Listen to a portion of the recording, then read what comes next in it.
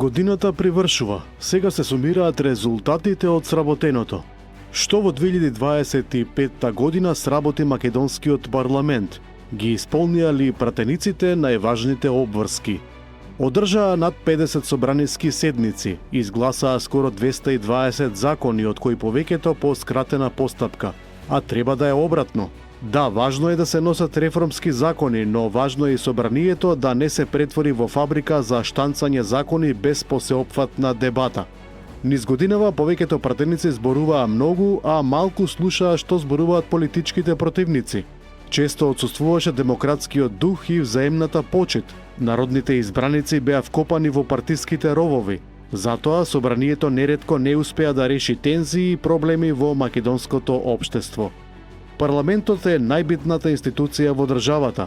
Парламентарците имаат на располагање низа алатки кои може да ги користат за контрола и давање смерници на целокупната државна администрација од владата па надолу, но алатките ретко беа користени или ако имаше обид за тоа, беа пригушувани. Овие, но и неколку други аномалии собранието мора да ги поправи во 2026 година. Останува отворено прашањето дали за тековната година парламентот може да добие преодна оценка и дали сработеното е доволно ако се знае дека пратениците добиваат огромни плати. Сообраќајната некултура во Македонија е силна. МВР се труди да ја ослаби. Па така месецов полицијата напишала 18.318 казни на возачи кои не ги почитувале сообраќајните правила. Околу 4.000 биле казнети за брзо возење. Уапсени беа 123 лица, кривично дело безобзирно управување на возило, од кои 100 за возење под дејство на алкохол, 13 за возење со брзина поголема од дозволената во населено место, 7 за возење со брзина поголема од дозволената надвор од населено место, 3 за возење во забранет правец, соопшти од МВР. Од полицијата апелираа почитување на правилата и најавија дека контролите ќе продолжат и во наредните денови. Од март следната година наставниците ќе го добијат договореното покачување на платите. Ова го најави министерката за образование Весна Јаневска. Покачувањето ќе изнесува меѓу 7,5 и 10% од платата, зависно од пресметките.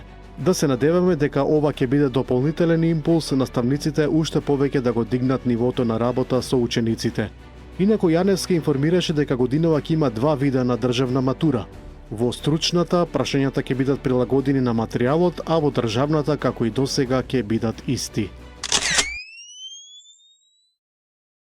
73 пратеници гласаа за усвојување на новиот закон за судски совет. Клучните новини кои ги предвидува законот според Министерството се: јавност во постапката за разрешување на председател на советот, прецизирање на критериумите за избор на истакнат правник, јавна расправа при избор на кандидати за несудски членови за поголема транспарентност, кајко и зајакнување на критериумите за избор, одговорност и разрешување на членови од редот на судиите. Со новиот закон, судскиот совет ќе биде силен гарант за владење на правото и доверба во судството, посочуваат од Министерството за правда. Закон за судството носи козметички, а не за суштински промени, кои нема да искоренат корупцијата во правосудството. Ова го истакна претеникот од Левица, Димитар Апасиев, укажувајќи дека законот не го воведува изборот на најдобриот кандидат за судија како задолжителен критериум. Ако сакаме објективни критериуми, има да воведеме првиот од ранг листата да мора да биде избран, да не зависи од војата на овие во Советот. Апасиев предложи радикални резови како ограничување на мандатот на судиите на 9 години без можност за реизбор, воведување на објективни критериуми за автоматско разрешување, како и укинување на фактичката неодговорност на судиите. Опозицијскиот СДСМ обвини дека Македонска пошта доделила тендер вреден 1,2 милиони евра на компанија блиска до партијата Знам. Тие велат дека тендерот е договор за чистење и хигиенско одржување со компанија која нема вработени, нема претходно склучени договори и нема искуство. Македонска пошта реагираше одговарајќи дека обвинувањата на СДСМ се неточни, тенденциозни и политички мотивирани. ВМРО-ДПМН и денеска повторно побара објаснување од лидерот на СДСМ Венко Филипче по која основа се стекнал со така наречена златна виза во Дубај и дали за тоа стојат инвестиции во недвижен имот или бизнис. Од владеачката партија потсетија дека Филипче во минатото изјави оти визата ја добил поради преговори за можен професионален ангажман во здравствена установа во Дубај, но во јавноста досега не биле презентирани документи за тоа. Инаку синоќа излегоа фотки на социјалните мрежи на кои, како што се посочува, се гледа како Филипче од Венеција заминува за Дубај. Од СДСМ дадо објаснување дека не одел за Дубај. Во келијата на прво обвинетиот Дејан Јованов, собственик на дискотеката Пулс во Кочани, каде на 16 март годинава избувна пожар во кој загинаа 63 лица, а над 200 беа повредени, бил пронеден мобилен телефон со сим картичка.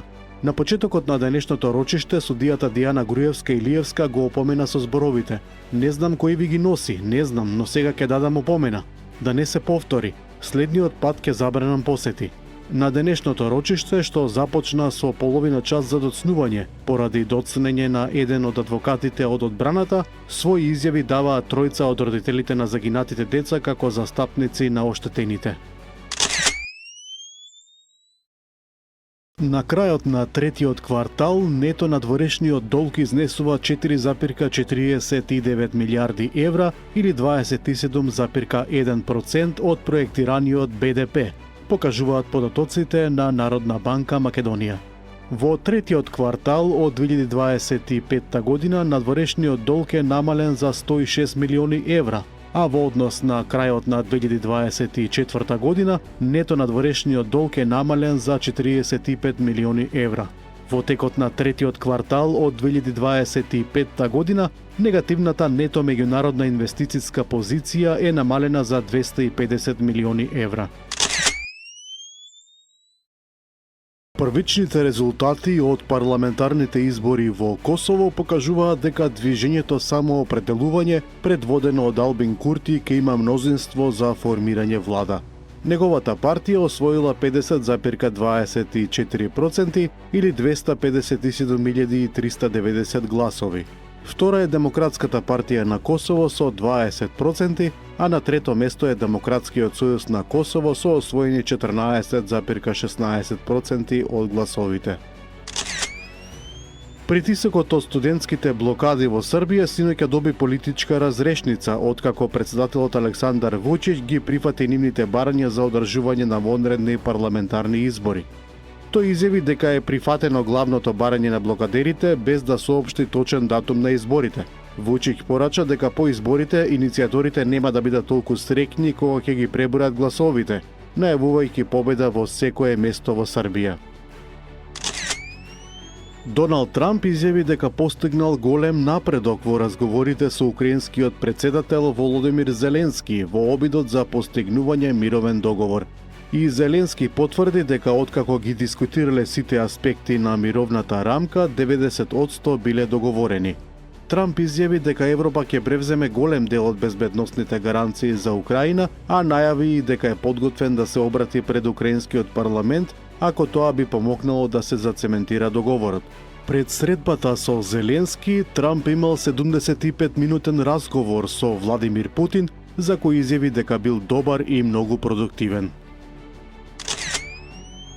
Обилни дождови предизвикаа поплави во јужните и источните шпански провинции во текот на викендот, оставајќи едно лице загинато, а две се водат како исчезнати, откако пороите однесоа автомобили и мотоцикли. Најкритично е во Валенсија, Малага и Барселона. Во Италија пак снегот предизвика хаос. Во северниот дел во пределот на Алпите за 24 часа наврнале 1,5 метра снег, што комплетно го блокирало функционирањето на населението. Пекинг почна воена вежба од големи размери околу островот Тајван, јави денеска државната новинска агенција Синхуа. Под кодното име Мисија Правда 2025 вежбите се спроведуваат во морските зони и воздушниот простор околу Тајван. Ова се првите големи кинески воени вежби во близина на Тајван од април минатата година. Тајван остро ги осуди кинеските воени активности. Најмалку 13 лица го загубиле животот, а околу 100 се повредени во тешка железничка несреќа што се случи во мексиканската сојузна држава Оахака. Воз во кој се превезувале околу 250 патници излетел од шините, а од повредените најмалку 36 лица се префрлени во болница. 5 од нив биле во критична состојба. Отворена е истрага за да се утврдат точните причини поради кои возот излетел од шините. Иран лансираше 3 сателити во Вселената со помош на руски ракети Сојуз, објавија иранските државни медиуми. Овие сателити се дизајнирани и произведени од ирански научници и покрај сите санкции и закани, изјави иранскиот амбасадор во Русија и додаде дека со Русија соработуваат во различни области.